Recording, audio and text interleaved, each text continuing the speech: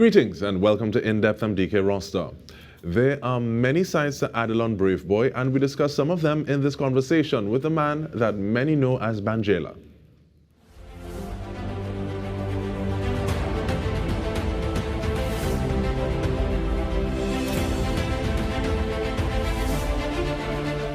Welcome, sir. And we want to start off from the ground up for you to tell us a little bit about your musical journey in terms of how you entered the industry. Thank you, Banjela. Hey, thanks for having me. Yeah. Where should I start? I would say since in my mother belly, because when I asked my mom, how long I singing, and she'll be like, boy, music was something so much resonating within you since in my belly. Because every time she sing or anytime I hear singing or music, I would start to move and start to move up in her belly. So she'll be like, oh God, this child gonna be a musical child. Her words didn't fall too far, and I started recognizing how much on my passion was for music at a very tender age. I think it probably could have been, I could remember clearly at age 5, 6, somewhere around there. And so I remembered at when I was 7 years old in primary school, that's in Basta, RC Maruga. I remembered competing in what we call a school calypso competition, and at that time I came first on numerous occasions. And so I always had this passion and this joy for music. I remember entering in many competitions in school, and they were calling me every single time they would have something in regards to music in the school. I was sure to be there. You would see Banjela. And I'm thinking that Calypso is one thing and there are different genres that you would partake in. But specifically looking at Calypso, what are your views on the art form at this point in time, possibly how it's treated, some of the things that we might want to do a little differently? Well, I would say that the art form, as some people would say, die. I don't see it's dying. I am seeing that there is an evolution. And until the elders of Kaiso recognizes, I think, before too late, that where Calypso is actually going is where they started it in the first place. They started it and they left room for elevation of the art form. And so young people like myself who come into the art form would use what was there as foundation and build upon that foundation. And so evolution comes in where Calypso is concerned, and the recognition of Kaiso will be known even drastically, even one day winning topping a Billboard chart or probably winning a Grammy or something. I see Calypso beyond just as what we call secular. I see Calypso as a history of a people, the struggles of a people, the triumph, the victory of a people. And so Calypso will never die. And that just to just reminisce on my 2020 winning Calypso, which was an evolution in itself, as how I crafted my Calypso and how I write and my composition altogether. You would realize Calypso has evolved, and so we are heading to to greatness. And in terms of that heading to greatness, and thank you very much for that answer, even though there's that evolution that you speak about, integral, especially to at this period of time when we're in the carnival season, we look at the tents, we go to the tents, your decision to join a tent, take me through that process. This is a very interesting question. Um, to be honest with you, I remember traveling to the United Kingdom I think it was in 2017. Yeah. And in 2017, um, I was actually trying my endeavor to get the date as to when the Young King Calypso competition will be held. And I wasn't getting any information until when I was in the UK, I got the information. Hey, you know the time you're coming into Trinidad and you're landing. That's the time when the audition will be taking place for Calypso Young King. I was like, what? So I decided right on the plane to start penning my Calypso. I remember that Calypso very well, Wind of Change in 2017. And for the very first time in Young King, I caught fourth place, fourth place. And I wrote that Calypso on the plane and I told the judges and they said, listen, I wrote this Calypso on the plane. I have no music. I had to sing a cappella. They were like, well, we give us your all in the a cappella and you need to express yourself just so you will express yourself in the final competition once you are in the finals. And I take that as a challenge and I did so. And I entered into the audition and I got accepted and then boom, the finals and then the fourth and then while in that quest, I was actually in connection very deep with one that we would call mother, known as the late singing Sandra Devins Millington.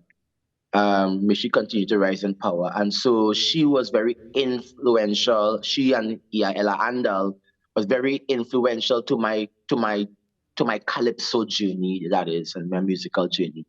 And so getting advice from her as to how to sing calypso, how to render it. And, you know, and something she always says to me and she said to me when she was alive, and it never leaves here. And that is, if you are singing about Mary had a little lamb, people must be convinced that Mary had a little lamb and she didn't have a goat. And so I took that guidance from her. And so I decided to go into a Calypso 10 for the very first time. I think it was in 2018, I think, and I was looking to know, looking around and hearing people talk about Calypso tent. And then I went into, I delved into some history into a tent that, had great people, being part of that tent. And so it was Kaiso Showcase. I went and I auditioned at WAC Radio. They had the audition. And I was accepted on my journey from there till now. I have always been a member of Kaiso Showcase. And this year again, I'm also still a member of Kaiso Showcase. And it's a good one to be a part of. And we take a short break. We come back looking at that journey, and because we want to, and that process that you spoke about a little bit, we'll come back talking about that in a bit. So stay with us. We're speaking with Adellon Braveboy, otherwise known as Banjela. We come back with more.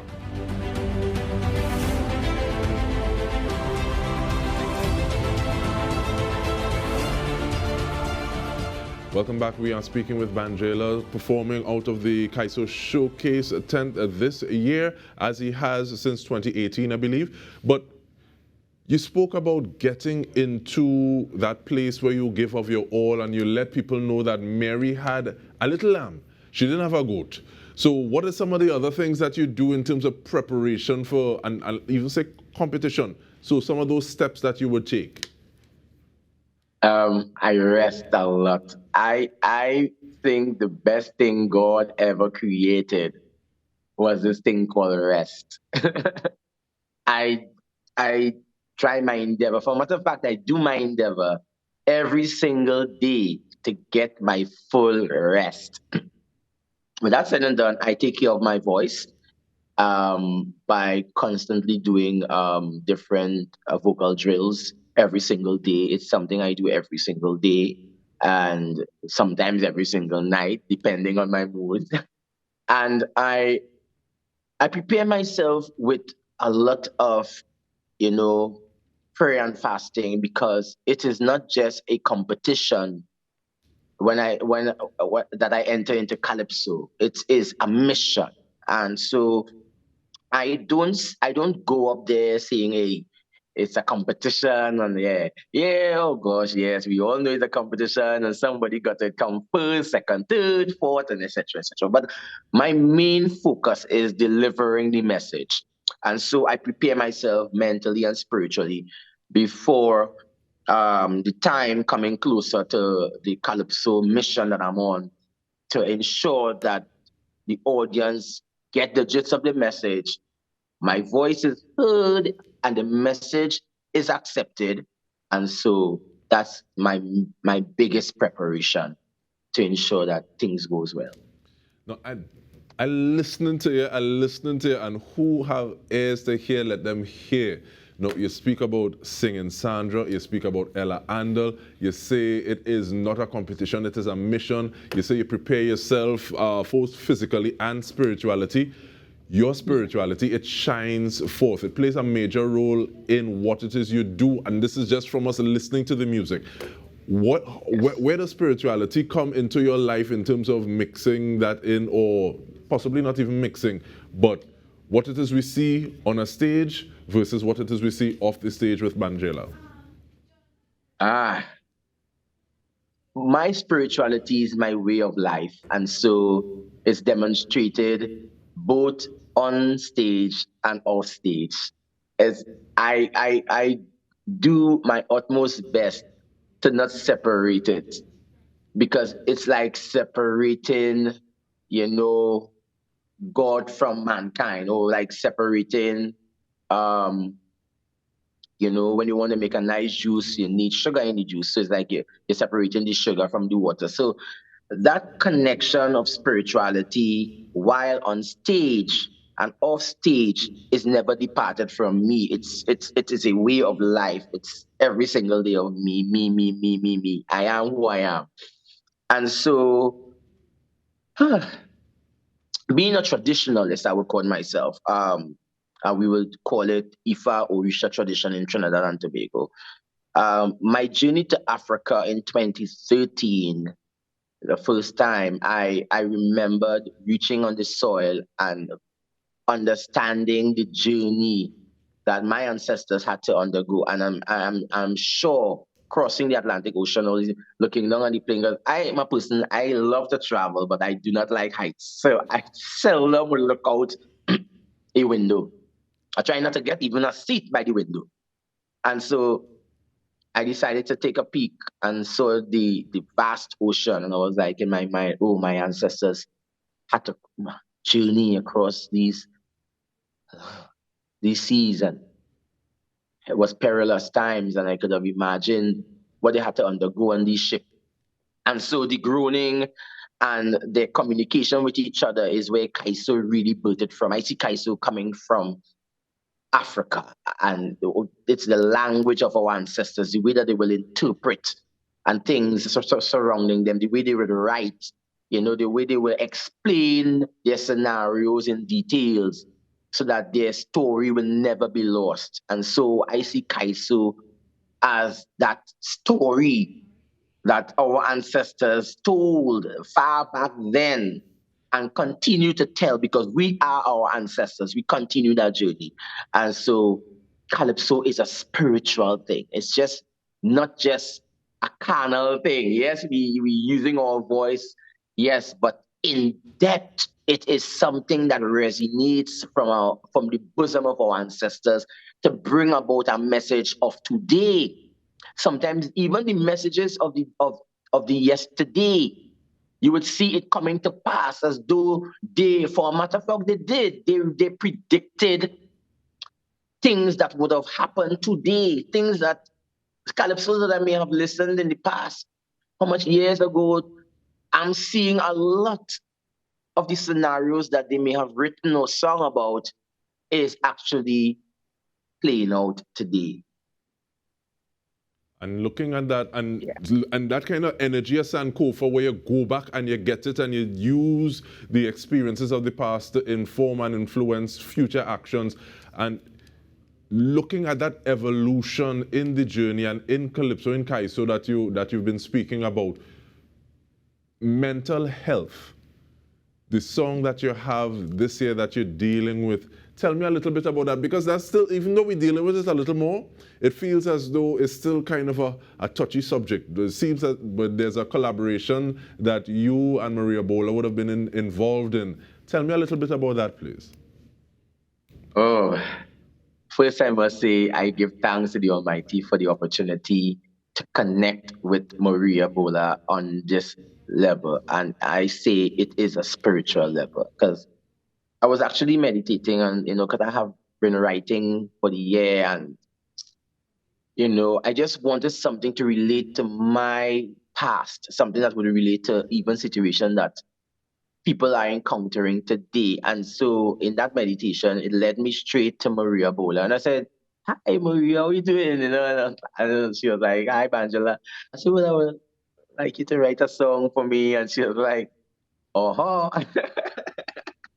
And in that, she was like, "But Angela, all right, no, let me see what I could delve into." And I believe, it took her a spiritual journey as well to pen that, because exactly what she penned is exactly what I have been through as a man.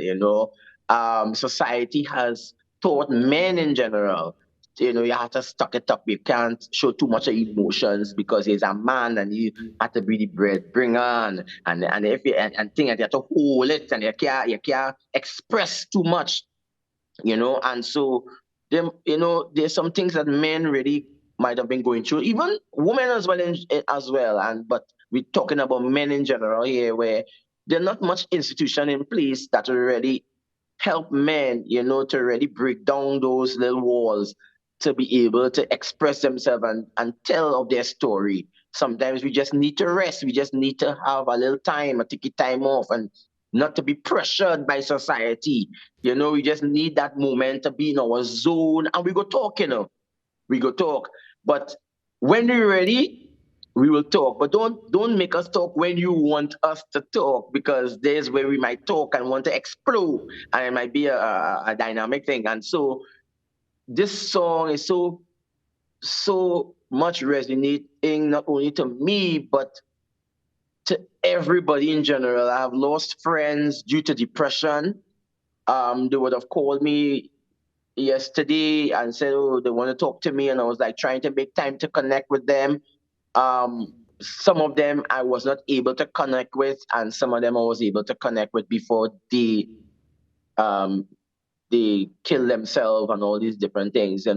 Even while I was releasing this song on WAC, a girlfriend of mine, her son looked up at me as as his father, because his father died. And while on the airwave, actually going to release my song, she messaged me and said her son took her pills, her sleeping pills, and went into the bathroom and locked himself. And she's worried and she don't know what to do. She want me to call her, so but I'm in an interview now and what. And same time now, she put the phone on for him to hear the interview. And while in the interview and the song was playing, he broke down, and she was able to get him out of that room. And I see that as a blessing coming from the hands of Maria Bola, to my lips, to be able to sing and bring that message to save a lot of man, or mankind, I will say, during the time of depression. And that is where it all circles back to the mission that you're talking about. And we want to thank you so much. And even the way that you bring that across, and I think a lot of your traditional, the way that you're steeped in it, and there's this tension between the way that you sing the song versus the rhythm of the music is really beautiful. And I'm grateful that it seems to be effective as well. So we want to thank you for what it is you're doing, the way that you go about what it is you're doing. And on behalf of the entire TTT News team, this has been In Depth with me, Dike Rostant. We've been speaking with Adellon Braveboy Banjela. And thank you so much for joining us.